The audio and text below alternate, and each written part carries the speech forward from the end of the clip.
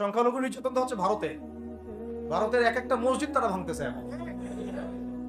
এটা এটা এটা একটা লক্ষণ। আস্তে আস্তে ওর মানচিত্র মসজিদের মতোই ভেঙে খান খান হয়ে যাবে ইনশাআল্লাহ। এরা যেমন অখণ্ড ভারত চায়, আমরা অখণ্ড ভারতই চাই। আমরা চাই অখণ্ড ভারত হবে কালিমা লা ইলাহা ইল্লাল্লাহ মুহাম্মাদুর রাসূলুল্লাহ। আপনারা তো মনে করেন যে ভারত আমাদেরকে ঘিরে রাখছে, তাই না? আসলে ভারতকে আমরা ঘিরে রাখছি। এই দিক থেকে আমরা, এই দিক থেকে চায়না, এখান থেকে নেপাল, এখান থেকে ভুটান, এখান থেকে মায়ানমার, এখান থেকে পাকিস্তান, আর তার চেয়ে বাপ আছে আফগানিস্তান। আফগানিস্তান ওদের সাথে কেউ পারছে এই পর্যন্ত?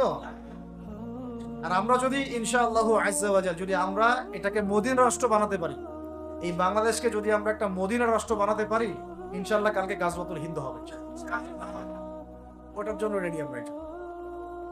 আমাদের কাজ, এক নাম্বার কাজ হচ্ছে এখন পরিবর্তিত বাংলাদেশে কোনো ভারতীয় দালালকে আর জায়গা না দেওয়া। একদম সাফ কথা। বরং প্রত্যেকটা ডিপার্টমেন্টে যেখানেই তারা লুকিয়ে আছে ঘাপটি মেরে, এই প্রত্যেকটা ভারতীয় দালালকে এখান থেকে বের করতে হবে। আমি একা বললে আমি পারবো না, আপনি একা বললে আপনি পারবেন না। প্রত্যেকটা এই বয়ানের জায়গা, মিনবর, খুতবা, ওয়াজ মাহফিলের প্যান্ডেল, আমাদের রাজনৈতিক দলগুলো, ইসলামপন্থী দলগুলো যেগুলো আছে, সবার ইমারত থেকে আওয়াজটা আসতে হবে। কারণ এরা যদি আর একটা বার সুযোগ করতে পারে, না থাকবে আপনার দেহ, আর না থাকবে আপনার মাথা। এখনই তো আপনাকে হুমকি দিচ্ছে, যে কোনো সময় একটা একটা করে গুপ্ত হত্যা করবে। তার আগে চট্টগ্রামে সাইফুল ইসলাম ভাইকে, এক ভাইকে কুপায় মারা হয়েছে। এটার বিচার এখন হয় নাই। যারা মারছে ওদের পক্ষ নিয়ে আমরা আবার সংখ্যালঘুর স্লোগান তুলি। এ কেমন সংখ্যালঘু যে আমার ভাইকে জবাই করে হত্যা করে? হ্যাঁ, সংখ্যালঘু নির্যাতন তো হচ্ছে ভারতে। ভারতের এক একটা মসজিদ তারা ভাঙতেছে এখন। এটা এটা এটা একটা লক্ষণ। আস্তে আস্তে ওর মানচিত্র মসজিদের মতোই ভেঙে খান খান হয়ে যাবে ইনশাআল্লাহ। এরা যেমন অখণ্ড ভারত চায়, আমরা অখণ্ড ভারতই চাই। আমরা চাই অখণ্ড ভারত হবে কালিমা লা ইলাহা ইল্লাল্লাহ মুহাম্মাদুর রাসূলুল্লাহ। আপনারা তো মনে করেন যে ভারত আমাদেরকে ঘিরে রাখছে, তাই না? আসলে ভারতকে আমরা ঘিরে রাখছি। এই দিক থেকে আমরা, এই দিক থেকে চায়না, এখান থেকে নেপাল, এখান থেকে ভুটান, এখান থেকে মায়ানমার, এখান থেকে পাকিস্তান, আর তার চেয়ে বাপ আছে আফগানিস্তান। আফগানিস্তান ওদের সাথে কেউ পারছে এই পর্যন্ত? আফগানের ভাইরা নিজেদেরকে গড়ে নিচ্ছে, বোঝাচ্ছে। তাদের এক একজনের ইমানই জাজবা, 70 বছর 60 বছর বয়স হয়ে গেছে।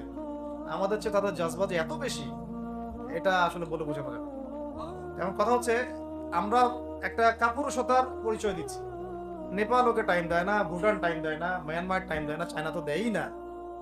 আর আমরা তাকে একেবারে প্রভুর আসনে বসাচ্ছি। আমরা কি দিছি? আমরা ইলিশ দেই, আমরা ট্রানজিট দেই, আমরা রেল দেই, আমরা বন্দর দেই, আমরা আর কি দেই? গ্যাস তো দেই মাশাআল্লাহ। তারপরে পণ্যগুলো তো দিচ্ছি, গার্মেন্টস দিয়ে দিচ্ছি, আমাদের প্রশাসনের মধ্যে লোকজন দিয়ে দিচ্ছি, কর্মী শ্রমিক দিয়ে দিচ্ছি। এই জন্যই তো বলি, কেন সে স্ট্যাটাস দেয় যে এই স্বাধীনতা তার স্বাধীনতা। এটাই তো আমার কারণ। তার মানে তারা আমাদের সার্বভৌমত্বটাকে স্বীকার করে না, তাই না? তারা যদি আমাদের স্বাধীনতা, সার্বভৌমত্বকে স্বীকার করতোই, তাহলে তো এরকম স্ট্যাটাস দিত না। এখন কথা হচ্ছে, আমরা মাথা নত করার জাতি না। আমাদের নবী মুহাম্মদ সাল্লাল্লাহু আলাইহি ওয়াসাল্লাম মাথা উঁচু করে দাওয়াতি কাজ করছেন। মার খেলেও কখনো তিনি মাথা নিচু করেন না। সাহাবায়ে কেরাম রাদিয়াল্লাহু আনহুম আজমাইন মাথা উঁচু করে দাওয়াতের কাজ করছেন, কারোর সামনে মাথা নত করেন নাই, ইল্লাল্লাহ, আল্লাহ ছাড়া। মার খেয়েছেন, হিজরত করতে হলে হিজরত করেছেন, কখনো মানুষ গালি দিয়েছে, গালি সহ্য করেছেন, কখনো মদিনায় চলে যেতে হয়েছে, দেশ ছাড়তে হয়েছে, দেশ ছাড়ছেন। আবার কখনো ইসলামী রাষ্ট্র কায়েম করতে হয়েছে, রাষ্ট্র কায়েম করছে। জিহাদ করার দরকার, জিহাদও করছে। কেতালের দরকার, কেতালও করছে। আস্তে আস্তে মক্কা বিজয় করছে, করেন নাই? সিরাত পড়তে হবে, সিরাতের ধারাগুলো আমাদেরকে বুঝতে হবে। এখন আমরা তো তার উত্তরসূরি, আমরা তাদের উত্তরসূরি। প্রথম কথা হচ্ছে, আমরা আমাদের নতজানু মনোভাবটাকে আগে ত্যাগ করতে হবে। এক নাম্বার। আর অতীতের জীবনের যে ভুল ত্রুটিগুলো দ্রুত সংশোধন করতে হবে। মানে এখন আর আমাদের হাতে অনেক লম্বা সময় আছে এমন না বিষয়, কত কি যে দ্রুত হয়ে যাবে আপনি হয়তো ভাবতে পারেন। বিশ্বটা খুব দ্রুত চেঞ্জ হচ্ছে। বাংলাদেশে এখন সেই অবস্থাটা নাই, কিন্তু বাংলাদেশে তাবলিগের মেহনত, আমর বিল মারুফ নাহি আনিল মুনকারের মেহনত চলবে। মানে তাবলিগের মেহনত, দাওয়াতের মেহনতটা চলবে। যদি যদি কখনো বাংলাদেশে দেখা যায় যে দেশের শত্রুরা বা দিনের শত্রুরা বা উগ্রবাদীরা এই দেশের স্বাধীনতা সার্বভৌমত্বের উপর আক্রমণ করে, তখন কি আমাদের উপরে জিহাদ ফরজ হবে কিনা? এখন যদি তাই হয়, এখন আপনাদের কি মনে হয় এটার সম্ভাবনা আছে না নাই? এটুকু ইন্টেলেকচুয়াল অবস্থা তো আপনাদের আছে, এটার সম্ভাবনাও হতে পারে, আজব কালো হতেই পারে। তখন আমার প্রিপারেশনটা কি হবে সেটা আমাকে এখন জানতে হবে।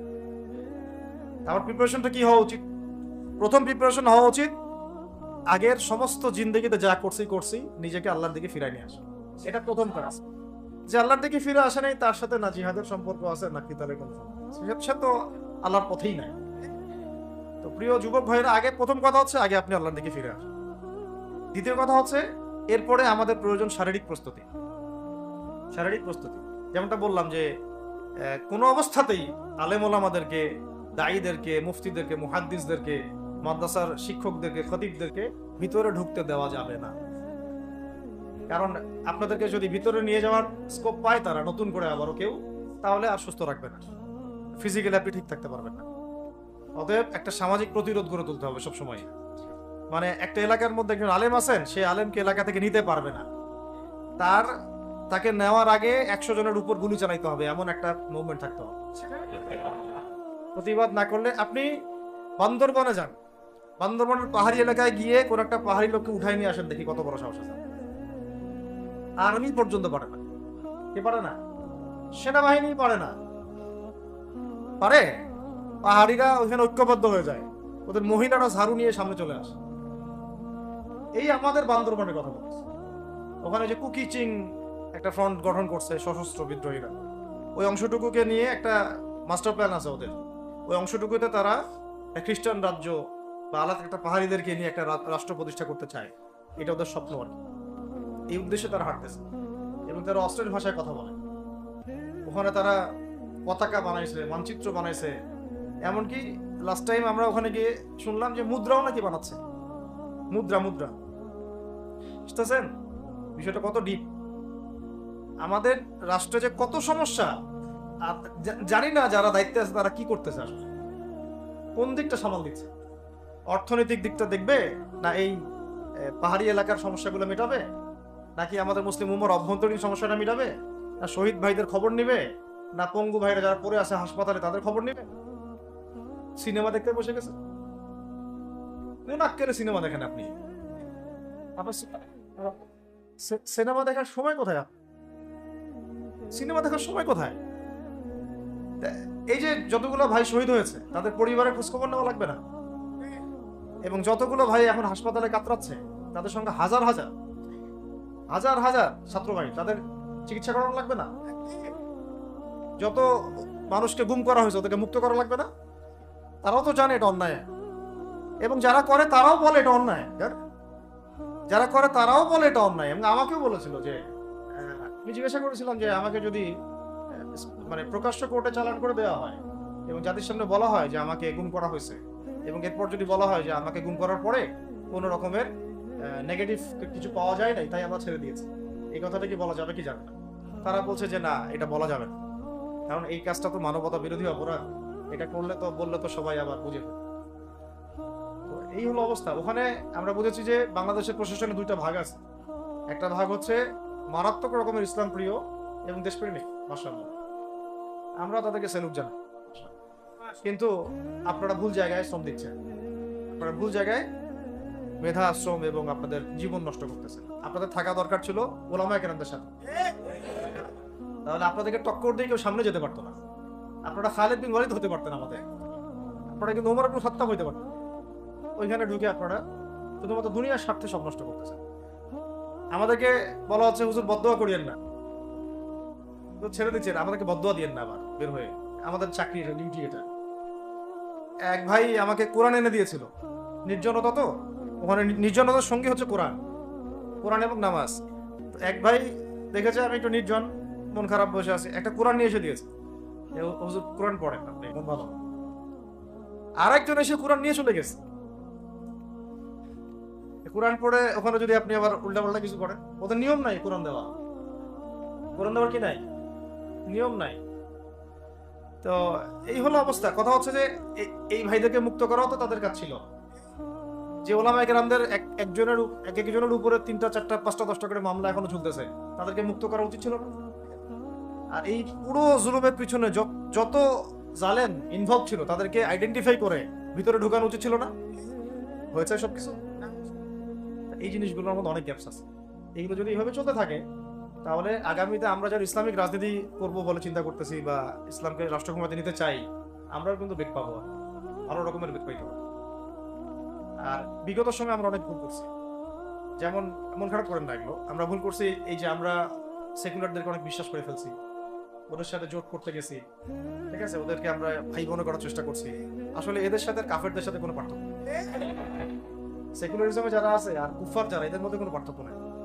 ওই কালিমা পড়া না পড়ার পার্থক্য, তো বাকি আপনার পিঠে ছুরি এরাও মারবে ওরাও মারবে। আর আমি ছোট মানুষ, ছোট জায়গা থেকে বলতে চাই যে আমাদের যে ওলামায়ে কেরামগণ মাঠে আছেন, যে রাজনৈতিক দলগুলো আপনারা মাঠে আছেন, এবার আপনারা কোনো রুটির টুকরার জন্য লড়বেন না, এবার পুরা রুটি নিয়ে লড়বেন। প্রত্যেক আসনে প্রার্থী দিবেন আপনার, যেহেতু এর বাইরে সিস্টেম এখন অন্য সিস্টেমে যাওয়ার সুযোগ হচ্ছে না, তাহলে পুরা রুটিটার জন্য লড়তে হবে আপনার। আমাদের টার্গেট হচ্ছে এখন একটা ইসলামপন্থী সরকারকে রাষ্ট্র ক্ষমতায় নিয়ে যাওয়া, এটা আমাদের একটা প্রধান টার্গেট। আমাদের এজেন্ডা স্পষ্ট, কোনো গোপন এজেন্ডা নাই আমাদের। কি নাই? কোনো গোপন এজেন্ডা নাই। আমরা চাই বাংলাদেশে এখন একটা ইসলামপন্থী রাষ্ট্র ব্যবস্থা গড়ে উঠুক, ইসলামপন্থী সরকার শাসন ক্ষমতায় আসুক। এটার জন্য আপনাদের সবার ভূমিকা আছে। কেউ কথা দিয়ে ভূমিকা রাখবেন, কেউ লিখবেন, কেউ বলবেন, কেউ যেভাবে হোক আপনাকে ভূমিকা তো রাখতেই হবে। কারো বসে থাকার সুযোগ নেই এখন আর। এই রাষ্ট্রটাকে ইসলামিক রাষ্ট্র হিসেবে গড়ার দায়িত্ব এখন সবার কাঁধে আসছে। আমরা আমাদের জায়গা থেকে বলতেছি, বাকি কাজ কিন্তু আপনাদেরকে করতে হবে। আল্লাহ পাক করার তৌফিক দান করে। আর ইসলামপন্থী ভাইদের আপোষের যে দূরত্ব, এটা কমায় ফেলতে হবে। এই দূরত্ব রাখা যাবে না। ইখতিলাফ আছে থাক, যদি আকীদাগত মৌলিক কোনো পার্থক্য না থাকে, আমরা তো ভাই ভাই নাকি? আমাদের চেয়ে কি মানে সেকুলার আমাদের বেশি বড় ভাই? আমাদের চেয়ে কি ওই যে নাস্তিক মুরতাদের আমাদের বড় ভাই? কমিউনিজমে যারা আছে ওরা আমাদের বড় ভাই? গণতন্ত্রপন্থী যারা একবারে কট্টর, ওরা আমাদের দিনী ভাই নাকি? আমাদের তো ভাই, সোজা কথা হচ্ছে ইন্নামাল মুমিনুনা ইখওয়া, ইন্নামাল মুমিনুনা, মুমিন যারা মুমিন, মুমিন ভাই। মুমিনে মুমিনে কি ভাই? খালাস। আল মুসলিম ওয়া আখুল মুসলিম, মুসলিমের ভাই কি? মুসলিম, খালাস, এইটুক। মুসলিম আমার ভাই, মুসলিম আমার ভাই। এখন যারা এদেশের রাষ্ট্র ক্ষমতা ইসলামকে চায় না, তারা আমাদের ভাই না। সে যে কোনো নামে আসুক, এক্স ওয়াই জেড, দেখার দরকার নেই। এক্স নামে আসুক, ওয়াই নামে আসুক, জেড নামে আসুক, যারা রাষ্ট্র ব্যবস্থা ইসলামকে চায় না, তারা আমার ভাই। সোজা কথা। এবং রাষ্ট্র ব্যবস্থা ইসলাম চায় যে ভাইরা আমাদের, ওই ভাইদেরকে একসাথে থাকতে হবে। আল্লাহর কসম করে বলতেছি, ইনশাআল্লাহ যদি এই ভাইরা আমরা একসাথে থাকতে পারি, এর সাথে আমরা দায়ীরা, তালেবে ইলমরা এবং আপনারা তো যুব সমাজ আছেন, আমাদেরকে টক্কর দিয়ে বাংলাদেশের রাষ্ট্র ক্ষমতায় কেউ যাইতে পারবে না ইনশাআল্লাহ। সবাইকে ভূমিকা রাখতে। এখন অন্যান্য আলোচনা চেয়ে আলোচনাটাই বেশি দরকার। অন্য আলোচনা অনেক শুনছেন জীবন, এখন বাংলাদেশের দরকার একটা ইসলামপন্থী রাষ্ট্র ব্যবস্থা। এর বাইরে কোনো আলাপ নাই। এখন এটা প্রতিষ্ঠা করার জন্য কি করতে হবে সেটা ফিকির করা। তো কি করতে হবে বলেন? প্রথম কথা হচ্ছে আমাদেরকে আগে বৈশ্বিক জালেমদেরকে চিহ্নিত করতে হবে। কারা জালেম, এটা কি চিন্তা করা বাকি আছে? এই কথা বলতে যে ভয় পায়, তার তো নবীর ওয়ারিস হওয়ার দাবি করার উচিত না। ঠিক আছে, ঠিক আছে। এখন যে মানে সম্ভাবনা শেষ হয়ে গেছে এমনও না। এখন সবাই প্রতিবাদের ভাষায় কথা বলতে পারে। একটা রেভলিউশন ঘটানোর মতো সিচুয়েশন বাংলাদেশে আছে। অন্তত পক্ষে আমাদের ভাইদের মধ্যে আমরা দেখেছি, ছাত্র ভাইদের মধ্যে সাহস তো মাশাআল্লাহ অবশ্যই আছে, ডেডিকেশন আছে, জীবন দেওয়ার মানসিকতা আছে। তাদেরকে খালি নার্সিং করতে হবে, জীবনটা যেন ভুল পথে না যায়। এখন আবু সাঈদের রক্তের উপর দাঁড়ায় যদি কোনো সেকুলার ক্ষমতায় আসে, তাহলে এটা আবু সাঈদের রক্তের সাথে গাদ্দারি হচ্ছে। এই মুগ্ধদের রক্তের উপর সিঁড়ি বানায় যদি কোনো জাতীয়তাবাদীরা আর ওই সেই গণতন্ত্রপন্থীরা, ওই ইসলামের দুশ্মনরা, ওই ভারতের দালালরাই যদি ক্ষমতায় আসে, তাহলে এটা ওদের রক্তের সাথে গাদ্দারি আছে। এই গাদ্দারি মাফ হবে না। এইটা পলাশির যুদ্ধের চেয়ে বড় মির্জাফরি হয়েছে, এটা ৭১-এর চেয়ে বড় রাজাকারী হয়েছে।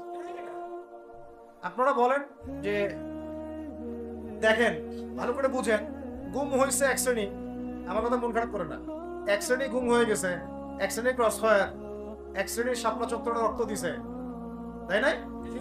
এক শ্রেণী ওলামায়ে কেরাম মামলা নিয়ে ঘুরে বেড়াচ্ছে মাথার উপরে, এক শ্রেণীর ছাত্র ভাইরা রাস্তায় শহীদ হলো, আর এক শ্রেণীর ছাত্র ভাইরা পঙ্গু হয়ে হাসপাতালে বেডে পড়ে গেছে, ক্ষমতায় গেছে গা নতুন এক শ্রেণী। হ্যাঁ, এবং ওখানে এমন কিছু মানুষ আছে যাদের সাথে আন্দোলনের কোনো সম্পর্ক ছিল না, সম্পূর্ণ উড়ে এসে জুড়ে বসছে তারা। তাহলে এখানে ইসলামিক রাজনৈতিক দলগুলোকে সামনে রাখা যাইত, তাদের থেকে তো উপদেষ্টা একটাও নেয় নাই। জামাত ইসলাম থেকে একটা উপদেষ্টা নিছে কিনা? হেফাজত ইসলাম থেকে কোন উপদেষ্টা নিছে কিনা? আমাদের চরমনায় থেকে একটা উপদেষ্টা নিছে কিনা বলেন? তার মানে রাষ্ট্র গঠনে আমাদের কোনো ভূমিকা নাই।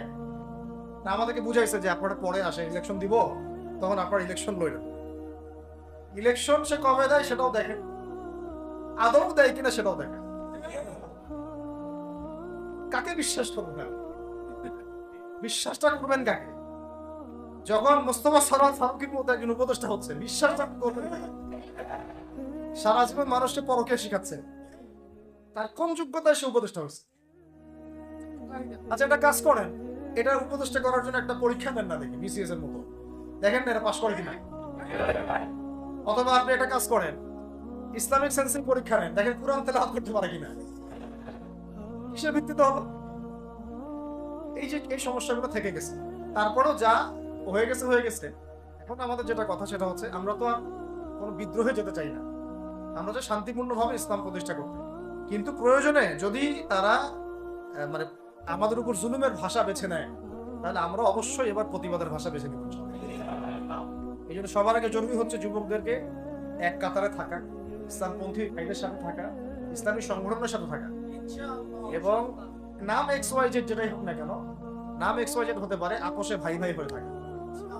এটাতে যদি ভাই আমরা এবার ভুল করি, আল্লাহর কসম করে বলতেছি, আল্লাহ না করুক, এরপরে যদি মায়ের আসে, না আপনি বাঁচবেন না, কেউই না, ইনশাআল্লাহ ওই দিন আসবে না।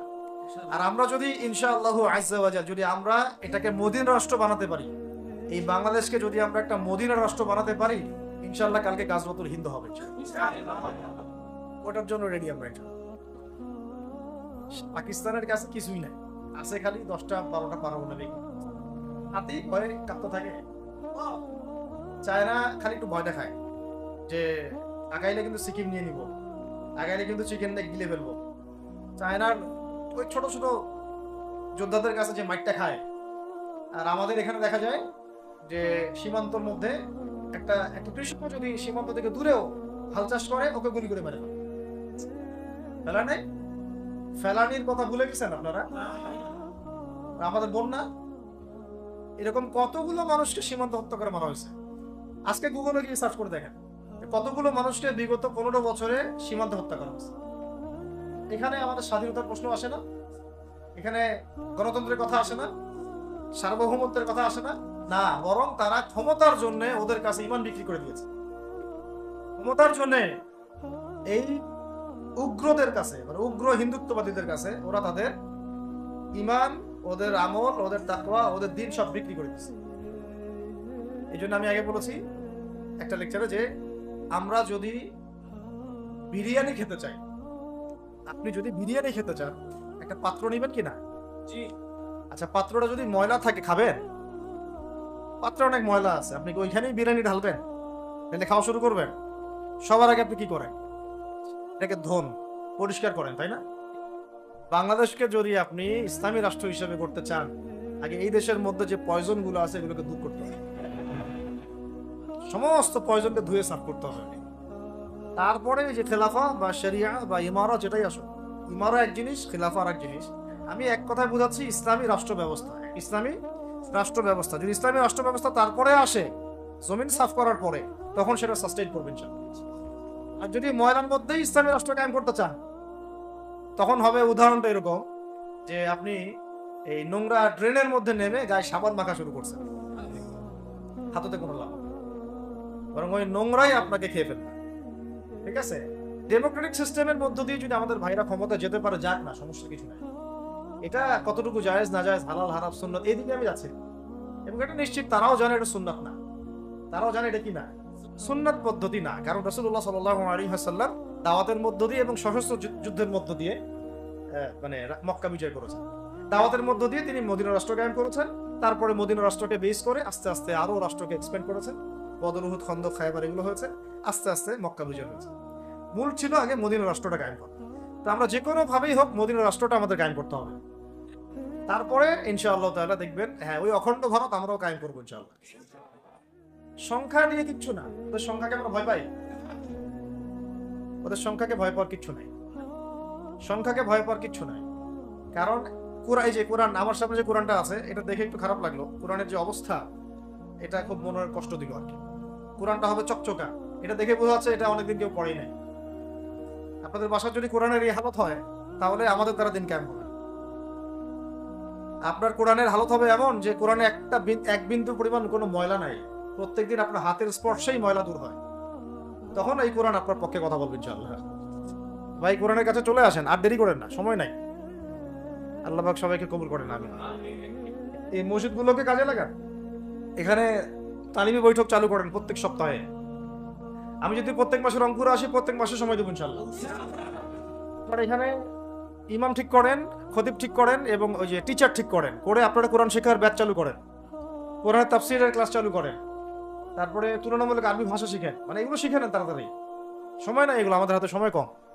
এগুলো আজকে থেকে 10 বছর আগেই শেখা উচিত ছিল, তাই না? কিন্তু আমাদের এই সেকুলার শিক্ষা ব্যবস্থা আপনার জীবন থেকে 20 বছর কেড়ে নিছে।